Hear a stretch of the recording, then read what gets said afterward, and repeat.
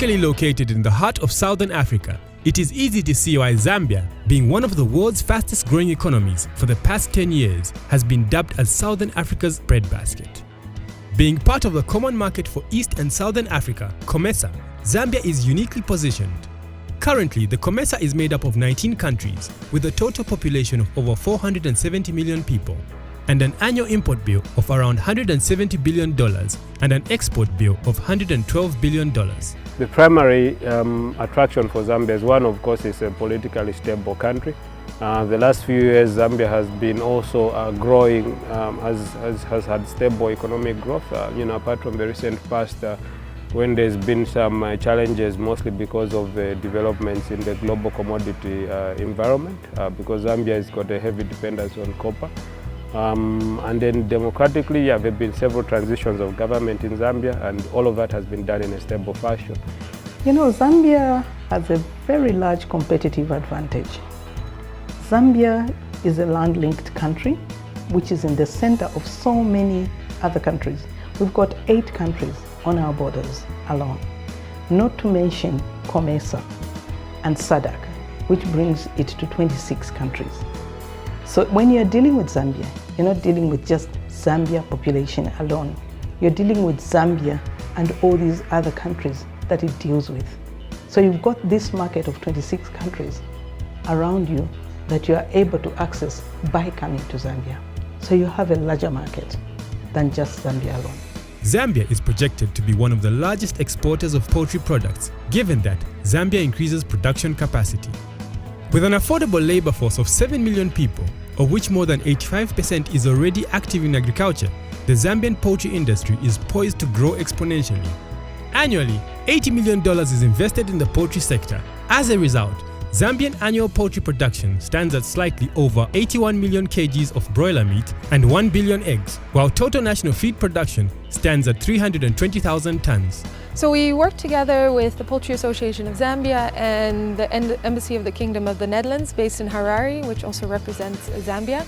And we were looking at how we could improve the growth of the poultry sector here and looking at common interests. But then we found out that there wasn't that much information about what the real interests were of Zambian companies to look for international investment, and vice versa. We didn't really know exactly what the Dutch companies would be interested in to invest in.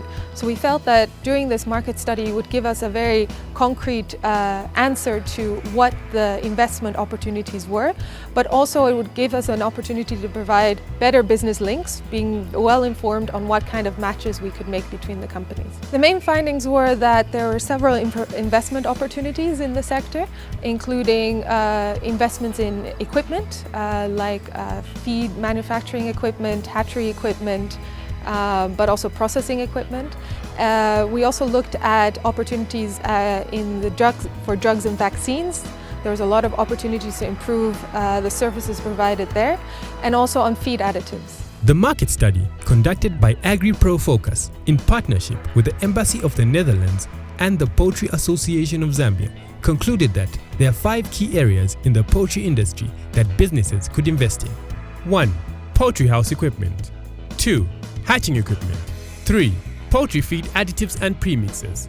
4. Poultry drugs and vaccines. 5. Poultry expertise. We have a serious energy crisis here. There's not enough electricity. So if there are Dutch companies that, let's say, are involved with solar, and especially solar relating to poultry, there are enormous opportunities here, I think. At the moment, a lot of the poultry is being kept by small-scale farmers. So I think it would be nice if we can uplift those type of farmers to a higher level, so that they either increase the number of birds they keep or the number of layers they keep. And I think when that comes, there are issues like maybe on housing, ventilation, things like that, because everything is done rather crude here, not as sophisticated as in the Netherlands. Where you have climate-controlled houses and the lighting and all these kind of things. We don't have that, and I think in these areas the Dutch have a lot of expertise, and I think that expertise they can apply here in Zambia.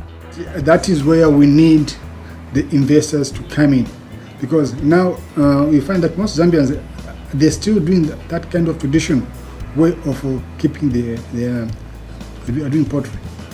Technology has improved in terms of productivity and the rest. Okay, that's why we need to partner with other foreign investors, get into a joint venture with already Zambians who are already running, or those who would come in with new technology in terms of taking care of the chickens, the feedstock, and all those things, to increase productivity. Only when you increase productivity that you'll be able to compete favorably.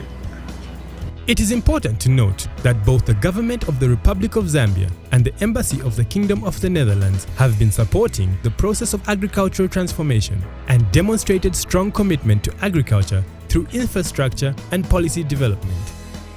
Here are a few local poultry farmers that took part in the poultry market study. So Medihill is an agribusiness that's focused on the poultry sector. We focus mostly on two types of birds. There is the broiler chicken, which is the most common type of chicken on the Zambian market, and the indigenous chicken, also called village chicken, which is one type of poultry that's experiencing a lot of demand. So those are sort of like our two focus areas, and that's where we're looking to grow and gain scale. So one thing about the poultry sector is it's either you go in big or you don't go in at all. And the meaning behind this is basically for you to access the market, which is the retail outlets like Pick and Pay, Spar, ShopRite, you need to be able to process your products.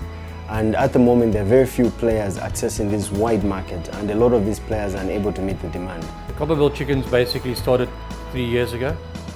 The owners of this business, they engaged in, instead of going into broilers on the ground, they engaged into chickens into cages, which is a very modern system for Africa, a very modern system for Zambia. We want to first go to around 45 to 47,000 a week, and then double up to around about 80,000 to 100,000, and then we would like to see, the biggest picture is 1 million birds a month. Our expansion program would be development of value-added products, value-added sausages, Viennas, marinated product ranges, a lot of product ranges that are coming from Lusaka. We can busy do it with our processing plant. We have, at the present moment, we have a big smoker that we brought in, that we can smoke chickens. It's a big commodity. We're looking at Hungarian sausages. So it's a massive opportunity. Basically, we haven't got enough chicken at the present moment for our market. And the biggest thing is, for the future of this business, is expansion program, and to complete the project of the last 3 sites is the utmost importance, to get those 3 sites up and running, and that Copperville chickens can slaughter 5 days a week instead of 2 and 3 days a week. Zambia College of Agriculture actually owns a feed plant. It's quite a huge equipment out there with the capacity of over 72,000 tons per day that we're able to produce if it was to be in full capacity. But for some time now it has been lying idle. Why? Because of the fact that to recapitalize it has become quite a challenge to us as a college. So that equipment is actually it's a gold lying idle. You can dig gold out of it. It is able to supply feeds to the central region.